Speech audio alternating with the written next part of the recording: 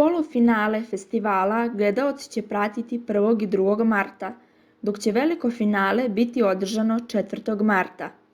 Radio-televizija Srbije odabrala je kompozicije koje će se takmičiti na festivalu Pesma za Euroviziju 2023. godina, na kojem će biti odabran predstavnik Srbije na pesmi Eurovizije u Liverpoolu u maju ove godine. Polufinale festivala gledaoci će pratiti 1. i 2. marta, dok će veliko finale biti održano 4. marta. U festivalskoj konkurenciji biće 32 kompozicije.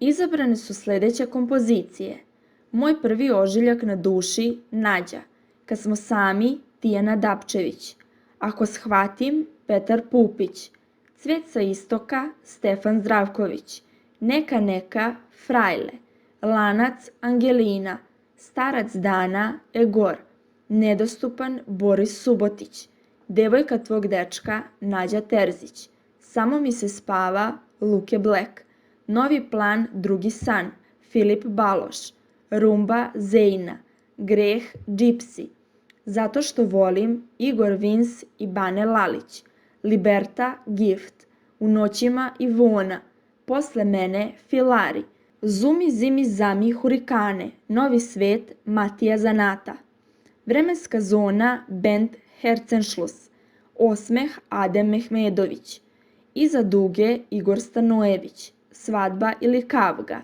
Čegi i braća Blues Band, Viva la vida, Aleksandar Simić i Nenad Osmanović, Tišina, Doris Milošević, Fenomen, Milan Bujaković, Zoran Todorović i Sanja Anastasija, Indigo, Empathy Soul Projekt, Čujemo se sutra, Filip Žumaher, Od jastuka do jastuka, Stefan Maljković, Kao grom iz vedra neba, Jovana Tomašević, Loše procene, Draj, Presidente, Savo Perović.